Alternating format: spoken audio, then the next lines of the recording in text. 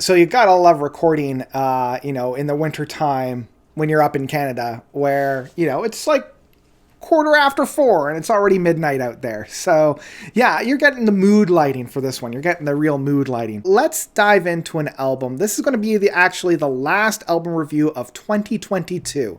This is the last one. I'll still probably review some 2022 albums next year, ones that I forgot. But yeah, this is going to be the last one. I'm done. That's it. I wanted to go out on one that's pretty special to me. Full disclosure, the artist is a very good friend of mine, because I do have some friends that have their own music, and, I listen to them and I'm like, it's great. It's great. I knew that my pal Matt had put out a new album. I was prepared. I was ready to be like, it's great, bud, but it's actually pretty good. Let's dive into it.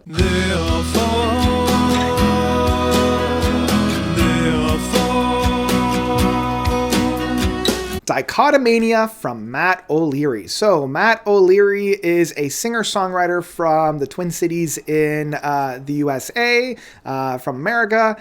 Matt, if I'm wrong about that, please let me know. And this is Matt's, I believe, his second full-length album outside of a couple EPs here and there. The first one being from 2015, From an Orchard Aflame. But yeah, this is another full-length album, and I believe it kind of conglomerates a bunch of work that he's been doing in the past while. And oh man, it's very heartfelt, and I actually hearing Dichotomania, I had an idea of what it was, but then I looked it up online and it confirmed what it is, which is this obsession of either or. It's either one or the other, and mainly talking about like people identifying as one or the other.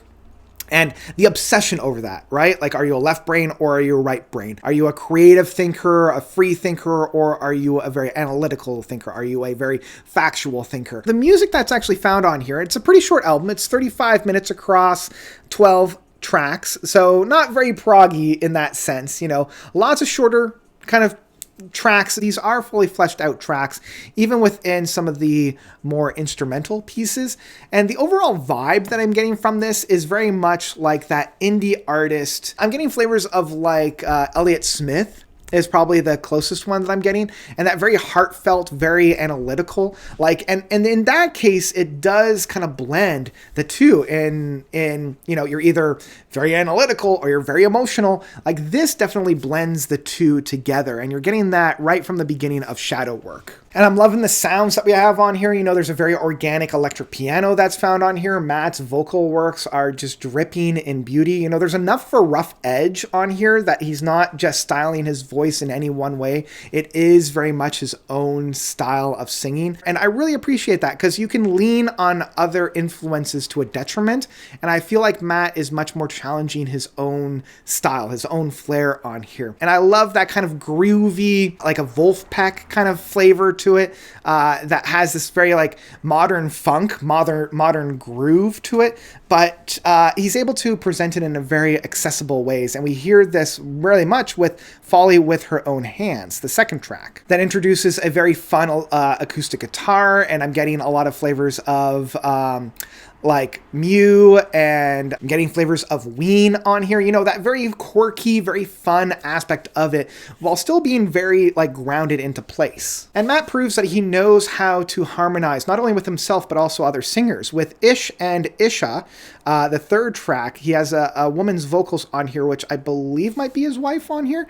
If it's not, man, it sounds glorious and wonderful in there. The two are kind of playing around one another, very similar to what like a She and Him would have, channeling that very accessible, very, very fun aspect of it. And the same can be said with the follow-up track of Ordinary People. I'm loving the bounce. I'm loving the airy aspect of it. It showcases that not only is he able to do very soft and somber tracks, but he's also able to do a little bit of like this lighter, airy feeling of it. And he's able to kind of play with a lot of different genres as well. Steeple, being the fifth track, has a little bit more of like a folk or country flair to it. And all it really needs is like that little twang on the guitar, and it would be a full-on country track. It has that very folk-inspired, very fun aspect of it that keeps the variations coming while still being very rooted in this singular sound that Matt is playing with. But I also love how, even with all these airy tracks, we still get a little bit of like a darker ting on it. Like Oh Divider almost has like a Steven Wilson pop flavor, like something that we would have got from To the Bone. Playing a little bit with like that darker flair within the pop scene. But honestly, my favorite track off of this whole album is the short, quick, punchy track of Be the Club. I just love how like quick, how hard hitting, how in your face it is without being like obnoxious. You know, it's just a fun, quick, here and gone type of a track at just under 2 minutes. And this is followed up with Gramercy, I think it is, Gramercy. And it feels very much like a 90s or early 2000s pop jam. Like I'm getting almost like an Audio Slave or... I don't want to say like Sixpence None the Richer, but you know, that kind of like fun, very non-assuming, kind of like late 90s, early 2000s pop jam. Really enjoy that one. And Joe is a very interesting one. I wish I knew more about this one. I believe it's an ode to a very famous football player because the track ends with a sports commentator of somebody getting a touchdown. And it's a very heartfelt, very like soulful kind of a track. It's much smaller. I do wish that the track, if I were to give, I wouldn't even say like criticisms of it, but like I just wish that it kind of it told the story a little bit more. You know, like that's my only real criticisms of that. The quick song of Teaching Tolerance, Living Excellent is a quick, punchy. It feels almost like a Mountain Goats type of a track. You know, very indie, very singer-songwriter, very like narrative flow in that case. Yeah, and it's fine. It's one of the I hate to say weaker tracks on here, but I do find myself kind of disconnecting a little bit from this track. Luckily, I can't say the same for Figs from a Thornbush, which is a beautiful guitar like piece, like a guitar instrumental. Love this track. It's reminding me of like a slowered down Steve Howe track where it really does put the guitar at the forefront without being like this massive shredding thing that happens like 1,000 miles a note. You know, it allows for the emotion of the instrument to pour out, and I really appreciate that Matt puts the time and effort into that. And the album ends with First Fruits, which kind of takes, you know, homage to the title or like the cover art, I believe, with that very prominent, it's either an orange or a grapefruit. I really love it. I love how he's incorporating some of the strings to really help flesh out this album, this track. And it ends on a very humbled, very soothing ending piece. So yeah, in the end, Dichotomania was a really, really fun, lighthearted romp. You know, I love that Matt is allowing himself to kind of experiment in this landscape and flesh out some really beautiful tracks on here. You know, that's one thing that I will say. This album is very beautiful. And I love how big some of these songs sound with using like a lot of smaller spaces. So yeah, in the end, I will say that Dichotomania from Matt O'Leary is one that I would absolutely download. Yeah, there's a lot of great stuff on here. One that I really, really enjoyed. It's one that I keep coming back to, you know, and it's one that almost demands your attention because when I first started listening to this, I kind of had it on the background while I was doing other things. And it really, really did serve its purpose very well in being that kind of like just filling up the space.